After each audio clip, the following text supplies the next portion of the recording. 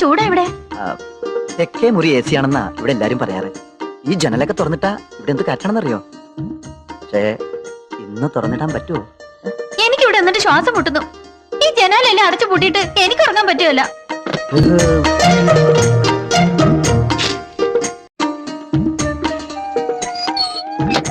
ഒരു table fan എങ്കിലും arrange ചെയ്ത് വെച്ചൂടായിരുന്നോ? അയ്യോ, ഞാനത് ഓർത്തില്ല. നാളെ തന്നെ എന്ത് വേണമെങ്കിലും അറേഞ്ച് ചെയ്യാം. ഫസ്റ്റ് നൈറ്റിന്റെ മൂഡ് കളയാതെ നീ ആ പാല് കുടിച്ച് പകുതി തന്നെ. അയ്യോ, അങ്ങനെയല്ലല്ലോ, ഞാൻ പകുതി കുടിച്ചിട്ടല്ലേ നീ കുടിക്കേണ്ടത്.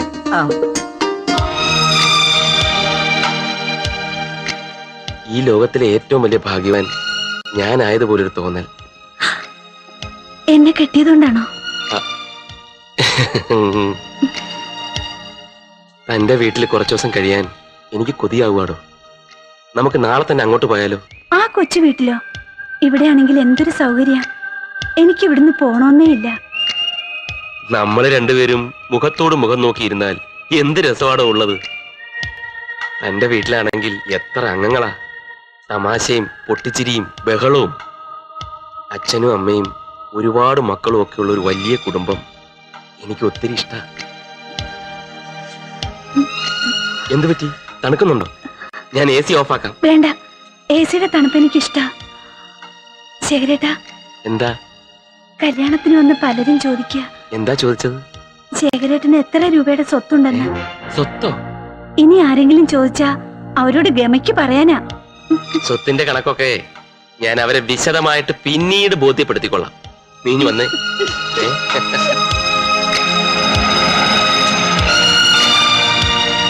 അമ്മേ, ചേച്ചി ശേഖരേട്ടൻ വന്നോ?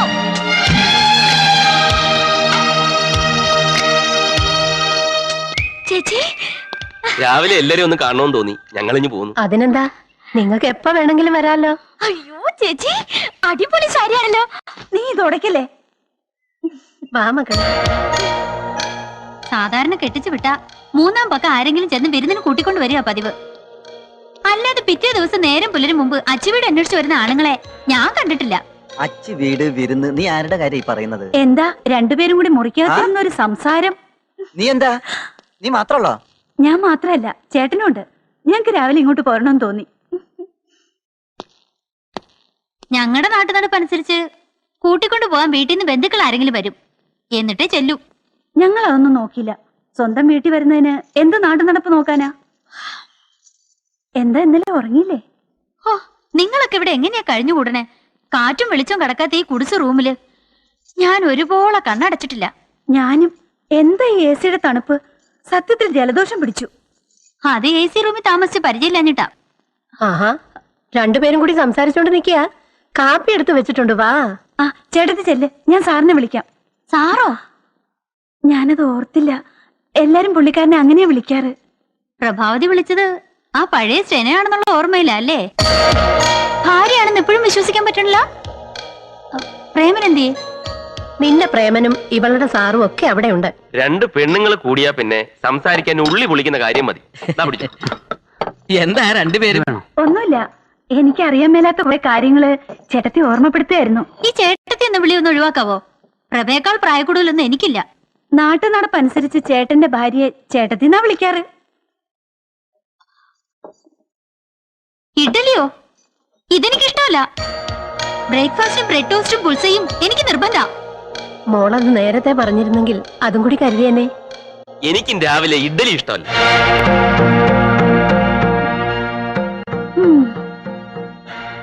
അമ്മേ, നല്ല പഴങ്കഞ്ഞി ഇരിപ്പുണ്ടോ? ഈ ചേട്ടന്റെ കാര്യം തമാശ. തമാശ ഒന്നും അല്ലടി. അമ്മഞ്ഞടുത്ത് ഈ പഴങ്കഞ്ഞിയിലേക്ക് കുറച്ച് തൈരൊക്കെ ഒഴിച്ച് 2 കാന്താരി മുളക് എടുത്തിട്ട് ഞെരടി ഞെരടി കുറച്ച് അച്ചാറും ചമ്മന്തിയും കൂടെ കുഴച്ചങ്ങോട്ട് കഴിച്ചാലുണ്ടല്ലോ. ഓ, അത് കേട്ടപ്പോഴേ എന്റെ വായിന്ന് വെള്ളം ഊർന്നു. എന്റെ ഈ ആരോഗ്യത്തിന്റെ രഹസ്യം അത് തന്നെയാ. നിനക്ക് മണേ കുറച്ച് കഴിച്ചുടി, നാണക്കേടൊന്നുമില്ല.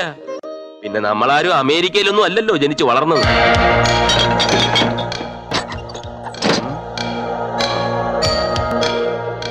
അല്ല, പ്രേമേന്ദ്രൻ ഇഡ്ഡലിയാണോ അതോ പഴങ്കഞ്ഞിയാണോ? ഞാനിപ്പോ വരാം. ആ, നീ കണ്ടോ, ചേട്ടത്തിക്ക് ഫീൽ ചെയ്തിട്ടുണ്ട്. ഓ, ആ പഴങ്കഞ്ഞി എത്തിയല്ലോ. ഇങ്ങോട്ട് വെച്ചോളൂ, ഇങ്ങോട്ട് വെച്ചോളൂ. ആ, എന്താ അവന്റെ ഒരു സ്റ്റൈല്.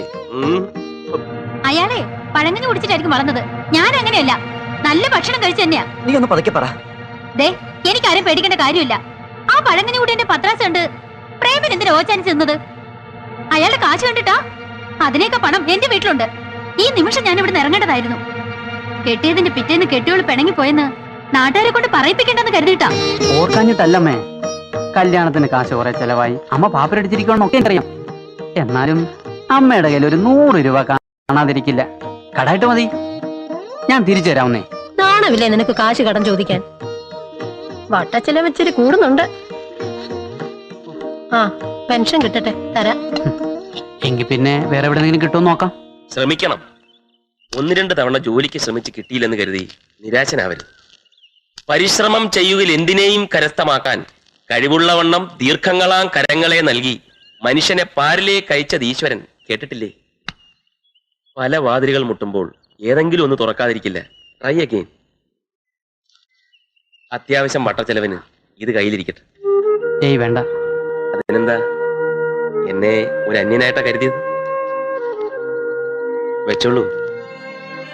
ഇന്ന് വരെ ചോദിക്കാതെ ആരും എനിക്കൊന്നും തന്നിട്ടില്ല. ഇതേവരെ ചോദിക്കാനോ കൊടുക്കാനോ എനിക്കാരും ഉണ്ടായിട്ടില്ലല്ലോ. പറ്റുമെങ്കിൽ എനിക്കൊരു ജോലി ശരിയാക്കി തരുമോ?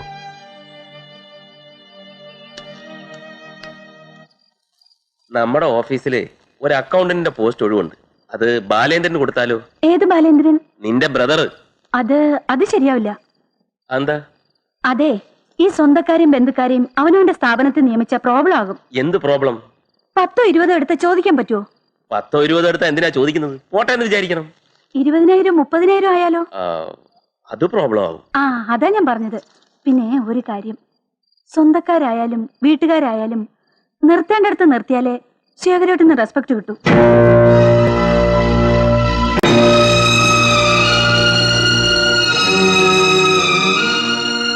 കൊച്ചു കൊച്ചു പിണക്കങ്ങൾ നമ്മൾ തമ്മിൽ ഉണ്ടാകാറുള്ളപ്പോഴൊക്കെ ഞാൻ കരുതി സ്നേഹക്കൂടുതൽ കൊണ്ടാണെന്ന്.